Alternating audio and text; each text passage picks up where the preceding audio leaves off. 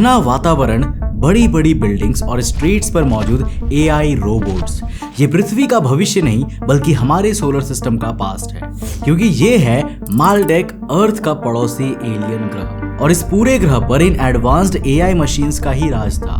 पर एक दिन मालडेक के आसमान में कुछ अजीब हुआ।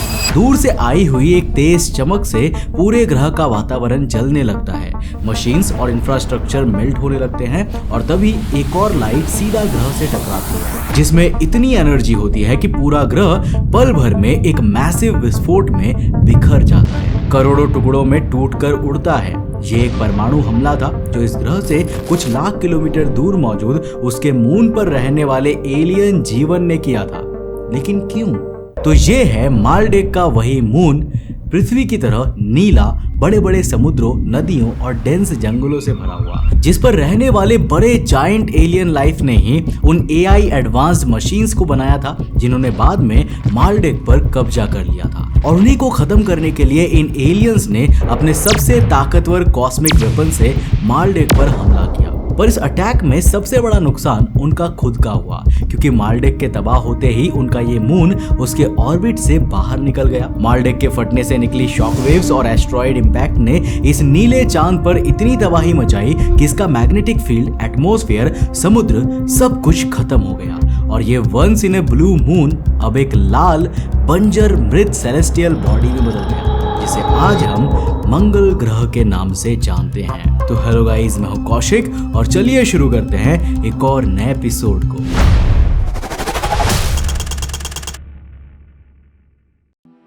दोस्तों, वीडियो में आगे बढ़ने से पहले जिस तरह आप मेरे साथ YouTube पे जुड़े हुए हो, मैं चाहूंगा कि आप उसी तरह मेरे साथ Instagram पे भी जुड़ जाओ।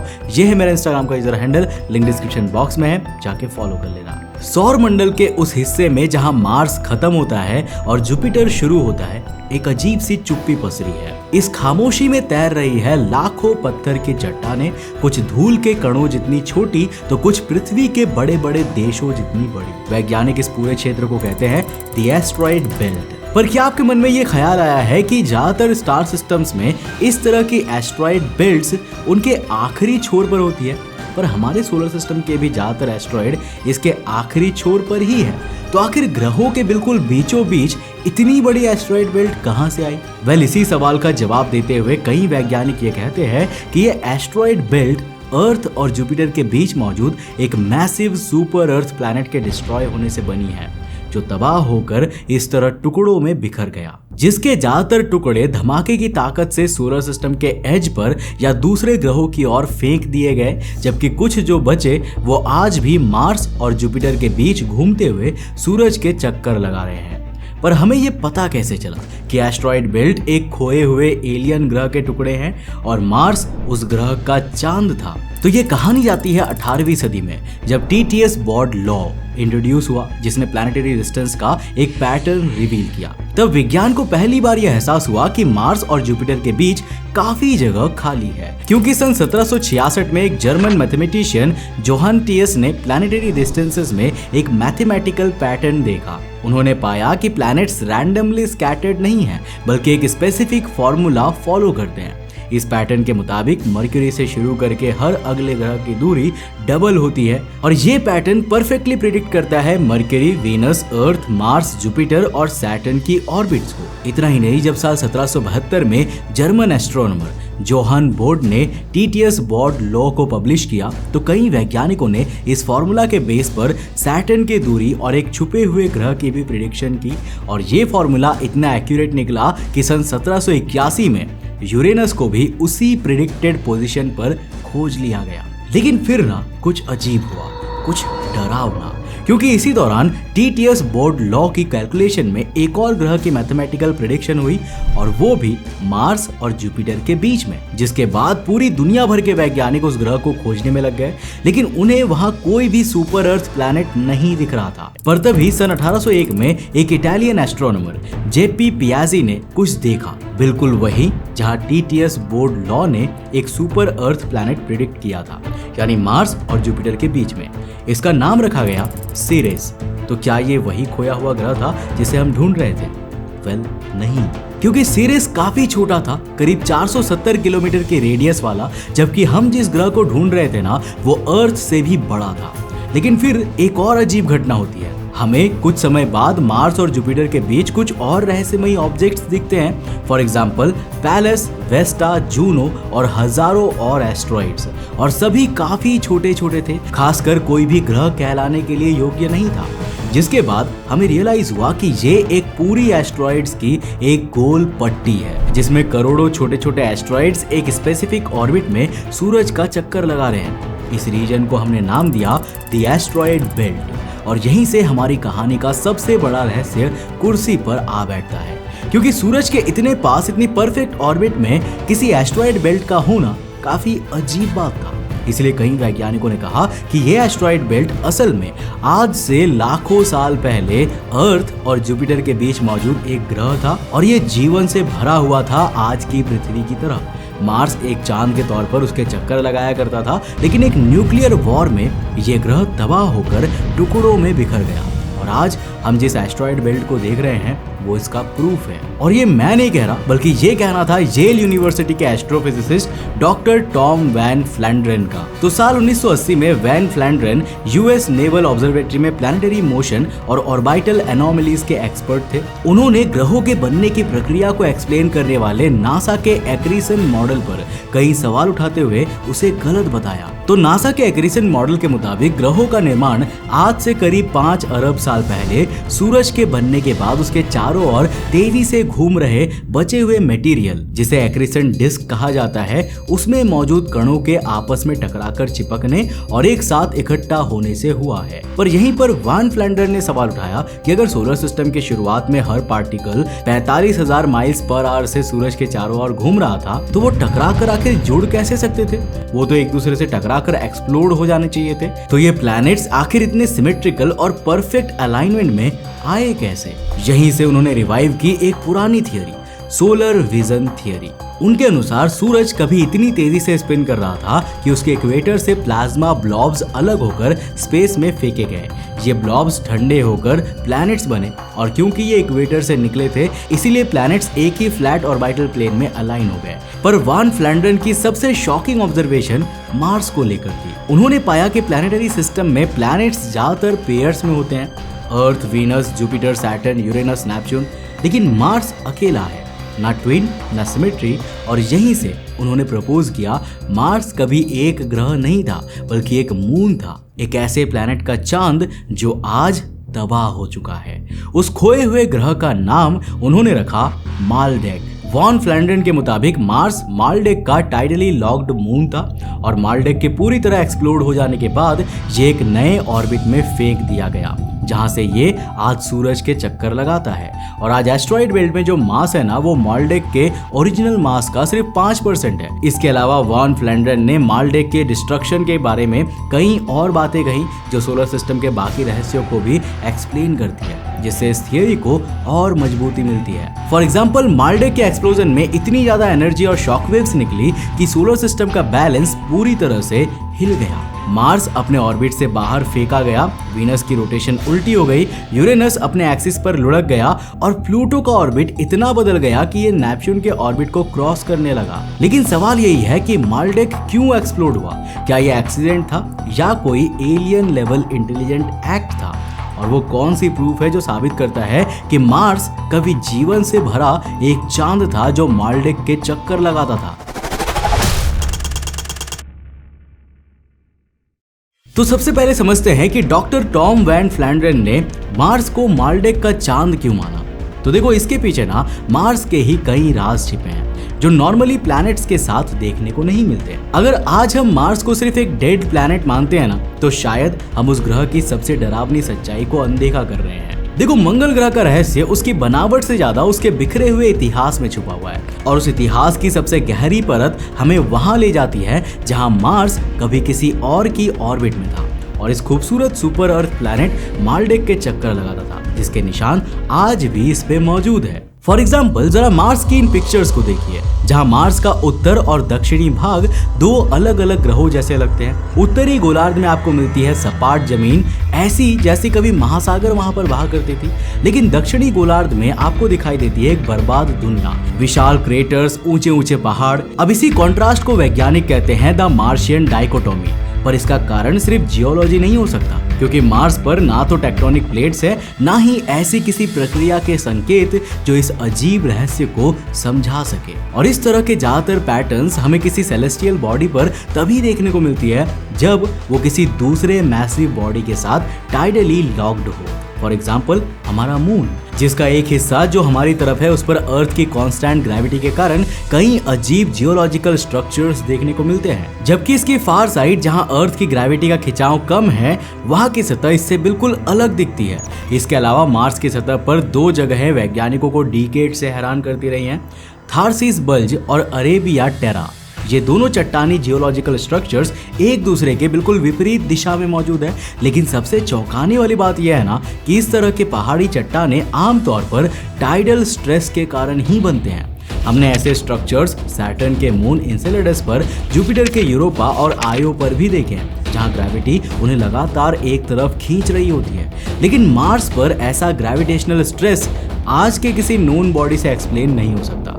इसीलिए कई वैज्ञानिक इन जियोलॉजिकल स्ट्रक्चर्स को प्लैनेट मालडेक की ग्रेविटी की निशानी मानते हैं, जो तब लगती थी जब मार्स उससे टाइडली लॉक्ड होकर उसका चक्कर लगाता था। मार्स की ग्रेविटेशनल फील्ड को जब हाई रेजोल्यूशन ऑर्बिटर्स ने मैप किया तो कई जगहें सामने आई जहां ग्रेविटी बहुत ज्यादा या बहुत कम थी, ग्रेविटेशनल एनोमलीज। इन एनोमलीज की सिमेट्री वैसी थी जैसे कोई बड़ा एक्सटर्नल ग्रेविटेशनल पार्टनर कभी वहां पर मौजूद था, और मार्स के पोलर एक्सिस की टिल्ट और वॉबल ये संकेत देते हैं कि उसका रोटेशनल बैलेंस किसी समय बुरी तरह से डिस्टर्ब हुआ था, जिसका कारण मालडेक के तबाह होने से निकली एनर्जी को माना जाता है। ये सब प्रूफ कहीं ना कहीं ये तो साबित करते हैं कि मार्स कभी मालडेक का मून था, लेकिन हमें ये कैसे पता चला कि इस पर जीवन था और वो न्यूक्लियर वॉर में मालडेक के साथ खत्म हुआ? वेल, इसके लिए आपको इसे देखना होगा। ये है मंगल ग्रह की वेलिस मैरिनरीज। ये 2500 किलोमीटर लंबी 7 किलोमीटर गहरी दरार कोई सामान्य खाई नहीं है, और ना ही इसका निर्माण नेचुरली हो सकता है, क्योंकि जैसा कि मैंने आपको पहले ही बताया, मंगल ग्रह के पास पृथ्वी की तरह कोई प्लेट टेक्टोनिक्स नहीं है, और ना ही समुद्र के पानी का इरोजन इसके लिए जिम्मेदार हो सकता है। तो क्या ये मालडेक के तबाह होने के दौरान उससे निकले किसी बड़े टुकड़े के मार्स से टकराने का निशान है, जिसने मंगल ग्रह के सतह को इतनी बुरी तरीके से चीर दिया? वेल, अब हम आते हैं अपने सबसे इम्पोर्टेंट सवालों में से एक कि आखिर क्यों वैज्ञानिक ये कहते हैं कि मालडेक के तबाह होने और मंगल ग्रह के एलियन लाइफ के खत्म होने के पीछे परमाणु हथियारों से लड़ी गई जंग जिम्मेदार है। देखो, जब मंगल ग्रह के डेटा को नासा के मिशन से स्टडी किया गया तो एक डिस्टर्बिंग ऑब्जर्वेशन सामने आई। मार्स की सरफेस पर जेनोन 129 का अनयूजुअल कंसंट्रेशन मिला। अर्थ पर यह आइसोटोप सिर्फ न्यूक्लियर फिजन से ही बनता है, ना कि वोल्केनिक एक्टिविटी, कॉस्मिक रेडिएशन या फिर किसी और प्रोसेस से। मार्स पर यह आइसोटोप्स दो स्पेसिफिक रीजन में पाए गए, साइडोनिया जहां फेस ऑन मार्स स्थित है और गैलेक्सियास केओस। इन जगहों पर जेनोन लेवल सोलर सिस्टम के किसी भी जगह से 2.5 गुना ज्यादा थे, और ये लेवल सिर्फ एक चीज से बन सकते हैं, मैसिव न्यूक्लियर डेटोनेशन से। और अब एक शॉकिंग फैक्ट सुनो कि जब हम इंसानों ने अपना पहला परमाणु हथियार हिरोशिमा पर चलाया था ना, जिसमें लाखों लोगों ने अपनी जान गंवा दी थी, वो सिर्फ 1 किलोटन स्केल पर था, जबकि मार्स पर जो हमें जेनोन लेवल्स मिले हैं वो इतने ज़्यादा है कि ये लेवल तभी प्रोड्यूस हो सकते हैं जब मंगल की तबाही के दौरान परमाणु बम मेगाटन्स स्केल पर यूज़ किए गए हो। और ये इतनी ज़्यादा एनर्जी है कि इससे किसी ग्रह की पूरी सिविलाइजेशन भी खत्म हो सकती है। इसके अलावा एक और अजीब चीज है, और वो है मंगल ग्रह के ये दो छोटे मून्स फोबोस और डीमोस, जो किसी भी standard planetary moon formation model में फिट ही नहीं बैठते। दोनों एस्ट्रॉइड्स जैसे दिखते हैं, उनका शेप बहुत ही इर्रेगुलर सा है, और वो इतनी छोटी दूरी पर ऑर्बिट करते हैं कि फोबोस तो धीरे धीरे गिरता ही जा रहा है, और आशंका है कि भविष्य में मार्स से टकरा भी सकता है। अब अगर ये नेचुरली फॉर्म्ड मून्स होते तो इतने अनस्टेबल नहीं होते, और अगर मार्स ने इन्हें ग्रेविटेशनली कैप्चर किया होता तो उनकी ऑर्बिटल एक्सेंट्रिसिटी इतनी कम नहीं होती। और यहीं से मालडेक की तबाही को एक और प्रूफ मिलता है, जिसके मुताबिक ये दोनों मार्स के मून्स मालडेक की तबाही के बचे हुए हिस्से हैं जो मार्स की ऑर्बिट में खिंच गए और अब वही उसके चक्कर लगा रहे हैं। और क्योंकि ये ग्रह के तबाह होने से बने टुकड़े हैं, इसलिए इनकी शेप इतनी अजीब सी है। अब बात करते हैं मंगल ग्रह के सरफेस की। मंगल ग्रह का सबसे रहस्यमयी रीजन है साइडोनिया। जहां मौजूद है वो फेमस ढांचा जिसे फेस ऑन मार्स कहा जाता है। साल 1976 में ली गई तस्वीर में ये एक मानव चेहरे जैसा दिखता है। नासा ने इसे पैराइडोलिया बताया, यानी मानव दिमाग द्वारा आकृतियां देखने की एक क्षमता, एक तरह का इल्यूजन जो हमारे दिमाग ने खतरे से बचने के लिए लाखों सालों के एवोल्यूशन में डेवलप की है। लेकिन कई रिसर्चर्स ने इसकी 3D टोपोग्राफी एनालाइज की और पाया कि यह स्ट्रक्चर एक सिमेट्री के साथ बना हुआ है। आसपास की कई पहाड़ियों और स्ट्रक्चर्स भी जियोमेट्रिक अलाइनमेंट में हैं, जैसे किसी एडवांस्ड एलियन सिविलाइजेशन ने इन्हें खुद तराश कर बनाया हो। इन शॉर्ट कहा जाए तो ऐसे कई रहस्य और प्रूफ्स हैं जिनके तौर पर बहुत से लोग, इवन वैज्ञानिक भी, मार्स को जीवन से भरा एक प्राचीन चांद मानते हैं जो सोलर सिस्टम के एंशिएंट प्लैनेट माल्डेक के चक्कर लगाता था। पर अब सबसे इंपॉर्टेंट सवाल, आखिर मंगल ग्रह पर रहने वाली एलियन सिविलाइजेशन के साथ ऐसा क्या हुआ जो उन्हें अपने ही माल्डेक ग्रह को तबाह करना पड़ा? तो इस कहानी की शुरुआत होती है आज से लाखों साल पहले के सोलर सिस्टम से, जहां मार्स शांति से चांद के रूप में माल्डेक के ऑर्बिट में घूम रहा था। मंगल ग्रह पर इस दौरान वो सब कुछ था जो आज हमें अर्थ पर देखने को मिलता है, समुद्र, पहाड़, नदियां और सबसे इंपॉर्टेंट जीवन।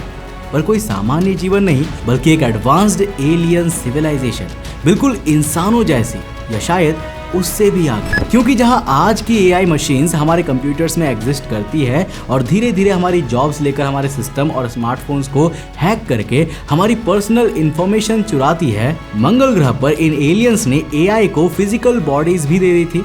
एक पूरी AI रोबोट्स की आर्मी जो उनकी बिल्डिंग्स बनाती थी, माइनिंग करती थी, हर वो काम करती थी जो मार्स के एलियंस करवाते। लेकिन फिर वही हुआ जिसका डर था। इन AI मशीन्स के पास अपने खुद की सोचने की क्षमता आ गई और इन्होंने मार्स के इन क्रिएटर्स के खिलाफ विद्रोह कर दिया, जिसके लिए उन्होंने अपना मिलिट्री बेस चुना मार्स के ग्रह माल्डेक को, जहां उन्हें मार्स के एलियंस को रोकने वाला कोई नहीं था। इसके बाद सारे AI रोबोट्स ने मार्स से भागकर माल्डेक पर रहना शुरू किया और उसे एक प्लैनेटरी बेस की तरह बनाना शुरू कर दिया। मार्स के एलियन जीवों और माल्डेक की AI रोबोट्स के बीच अब एक फुल फ्लेज्ड वॉर शुरू हो गई और दोनों एक ऐसा वेपन बनाने की होड़ में लग गए जो दूसरे को पूरी तरह से खत्म कर सके।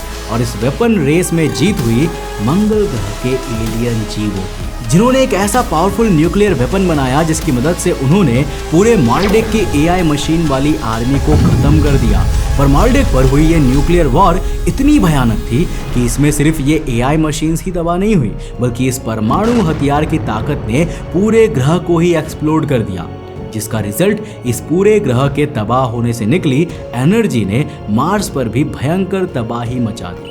मार्स पर बड़े बड़े माल्डेक के टुकड़ों की बारिश हुई। शॉकवेव्स ने इसके एटमॉस्फेयर को अंतरिक्ष में उड़ा दिया। माल्डेक के खत्म होते ही ये उसके ऑर्बिट से छूटकर सूरज की ऑर्बिट में पहुंच गया। मैग्नेटिक फील्ड नष्ट हो गई, समुद्र भाप बन गया और जमीन पर खतरनाक सोलर रेडिएशन आने लगे। इन सभी तबाहियों को इस पर मौजूद वो एलियन जीव भी सहन नहीं कर सके और उनका खुद का भी नामो निशान मिट गया, बिल्कुल माल्डेक की तरह। बस कुछ निशान है जो अब बचे हैं, माल्डेक और मार्स के बीच हुई इस युद्ध की पहचान, जैसे कि मार्स और जुपिटर के बीच घूमती एस्टेरॉयड बेल्ट और मार्स पर तबाही के बचे हुए निशान। तो सोलर सिस्टम के सबसे अजीब सच को अगर किसी एक लाइन में समेटना हो तो वो यही होगा कि हम बिल्कुल सही जगह पर हैं, बिल्कुल सही समय पर। लेकिन क्या कभी आपने सोचा है कि ये परफेक्शन असल में कितनी डरावनी है? क्योंकि जब आप बाकी ग्रहों को देखते हैं, वीनस का जहरीला घना एटमॉस्फेयर और 400 डिग्री सेल्सियस वाली जलती सतह, मार्स की रेडिएशन से भरी बर्फीली और ऑक्सीजन लेस एटमॉस्फेयर,